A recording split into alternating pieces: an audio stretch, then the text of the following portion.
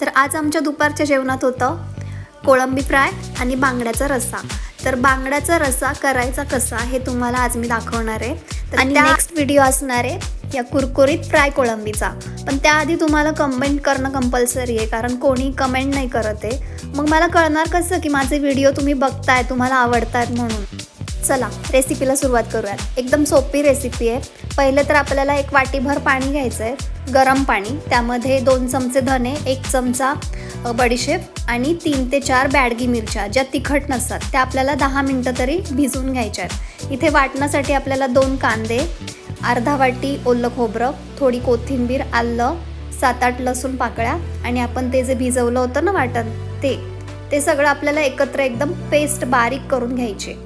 आणि आता कढई गरम झाली की त्यामध्ये तेल घ्यायचं आहे। त्यामध्ये तुमच्या चवीनुसार तांबडं तिखट, मी इथे 1.5 चमचा तांबडं तिखट टाकलं आहे आणि थोडीशी हळद आणि फिशचा करी मसाला मिळतो ना तो एक चमचा करी मसाला मी इथे घेतला आहे। आता हा जो मसाला आहे ना शक्यतो अवॉइड करू नका, यामुळे चव येते आपल्या भाजीला।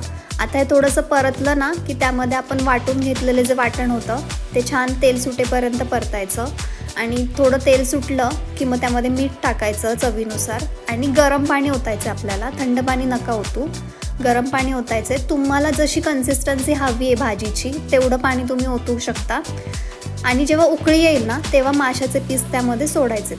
आता हा जो तुम्हाला मसाला मी सांगितला आहे ना त्यामध्ये तुम्ही कोणताही मासा करू शकता, सुरमई, पॉपलेट। तर उकळी आलेल्या रश्श्यामध्ये मासा टाकल्यानंतर मी 3 ते 4 आमसुलाच्या पाकळ्या टाकल्या। कोणताही मासा असू द्यात, त्याला जास्त शिजवण्याची गरज नसते। साधारण 10 मिनिटं उकळी छान दिली तरी मासा आरामात शिजतो। तर इथे तयार आहे आपला बांगड्याचा रस्सा। व्हिडिओ आवडला असेल तर नुसतं लाईक नाही करायचं आहे, तुम्हाला कमेंटही करायची आहे। आणि हो, चॅनलला अजूनही सबस्क्राईब केलं नसेल तर सबस्क्राईब पण करा। Thank you so much.